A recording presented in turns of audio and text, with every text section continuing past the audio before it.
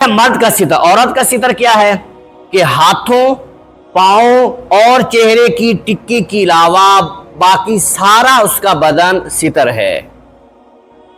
یعنی یہ ہاتھ جو ہیں یہ اس کے ستر میں داخل نہیں ہیں. اسی طرح دونوں پاؤں ٹخنوں سے نیچے، ٹخنے بھی عورت کے ستر میں داخل ہیں. مرد کا حکم کیا ہے کہ وہ اپنے ٹخنے ننگے رکھے. عورت کا حکم ہے کہ اس کے ٹخنے بھی اس کے ستر میں داخل ہیں.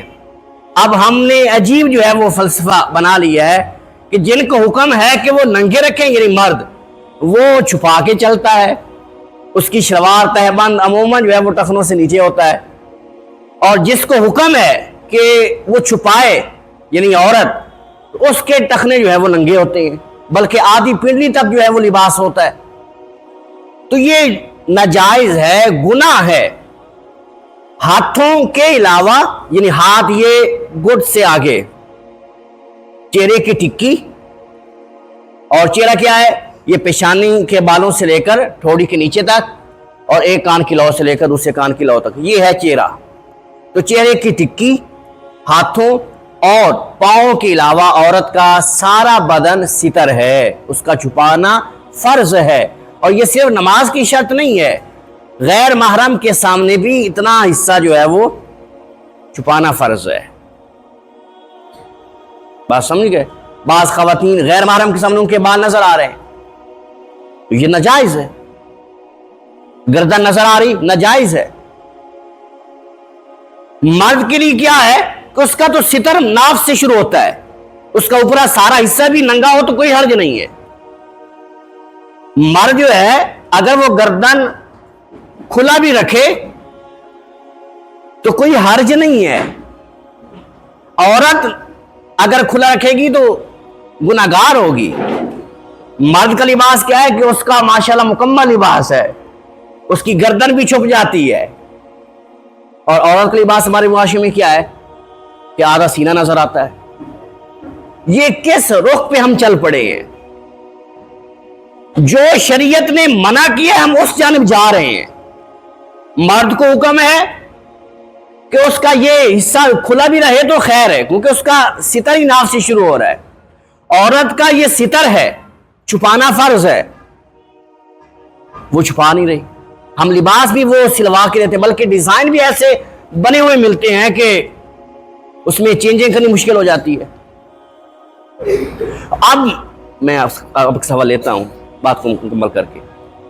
اب جو ہے میں نے بڑی مشکل سے جو ہے وہ اپنی خواتین کو، گھر والوں کو اس شرعی لباس پہ جو ہے وہ تیار کیا ہے، بڑی مشکل سے، کیونکہ بازار سے ملتا نہیں ہے.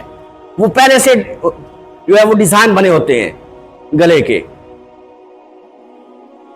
تو اب وہ لباس الحمدللہ میں نے گھر میں دیا ہے کہ جو گلے تک بند ہو جائے. تو یہ اس کا ستر ہے، اس کو چھپانا فرض ہے. تو آپ کو بتانے کا مقصد یہ ہے کہ آپ نے گھر جا کے دین کو نافذ کرنا ہے، کیونکہ آپ کے ماتحت آپ کے گھر کی خواتین ہیں. قیامت کے دن آپ سے پوچھا جائے گا، باپ سے پوچھا جائے گا بیٹی کے متعلق، بھائی سے پوچھا جائے گا بہن کے متعلق، بیٹے سے پوچھا جائے گا اس کی ماں کے متعلق، اور بیوی سے، شوہر سے پوچھا جائے گا اس کی بیوی کے متعلق. تو اس لیے آپ کسی کے بیٹے ہیں، کسی کے بھائی ہیں، کسی کے شوہر ہیں، کسی کے باپ ہیں. اس لیے آپ پہ ذمہ داری عائد ہوتی ہے کہ آپ گھر کے اندر جو ہے وہ اس چیز کو لے کے آئیں. تو اب عورت کا ستر ہے، ہاتھوں، چہرے کے ٹکی اور پاؤں کے علاوہ سارا بدن اس کا ستر ہے. نماز کے اندر بھی چھپانا فرض ہے اور غیر محرم کے سامنے بھی چھپانا فرض ہے. بعض خواتین جو ہیں ایسا باریک دوپٹہ پہنتی ہیں نماز کے حالت میں بھی، اتنا باریک دوپٹہ ہوتا ہے کہ بال نظر آ رہے ہوتے ہیں، بالوں کی چمک، سیاہی نظر آ رہی ہوتی ہے. تو نماز کی حالت میں ایسا دوپٹہ پہن کے نماز پڑھیں گی تو نماز نہیں ہوگی. بات سمجھ آ گئی؟ اسی طرح کان، یہ بھی ستر میں داخل ہے. نماز کے اندر اگر کان کھل گیا، یعنی اس کا پردہ کھل گیا، چھپایا ہوا تھا کھل گیا، تو اگر ایک رکن کی مقدار کھلا رہا تو اس کی نماز فاسد ہو جائے گی، ٹوٹ جائے گی، اس لیے کہ ستر میں داخل ہے. تو اب نماز کی جو شرائط ہیں ان میں سے دوسری شرط ہے ستر عورت، یعنی بدن کا وہ حصہ جس کا چھپانا فرض ہے وہ چھپا ہوا ہو۔ اب اگر کسی نے کوئی سوال کرنا تو پوچھ سکتے ہیں۔ میں گزارش کر رہا ہوں کہ ٹی وی کے اور سارے دیے دے رہا ہے، جی جی بال سارے نمبر جی جی جی جی پہلے انہیں تو بچے اتارے جی جی اور کملی اتارے، جی جی سننا جائز ہے۔ جی جی جی جی سارے مسلمان جی جی شرم نہیں آئی۔ نبی پاک صلی اللہ علیہ وسلم فرمایا سی کہ اگر فاطمہ زہرا رضی اللہ تعالیٰ عنہ خبردار دوپٹہ ایسا کر کے بیان نہیں کرنا، سورج قیامت تک کھالا ہو جائے گا اور سب پورا دن بال منگے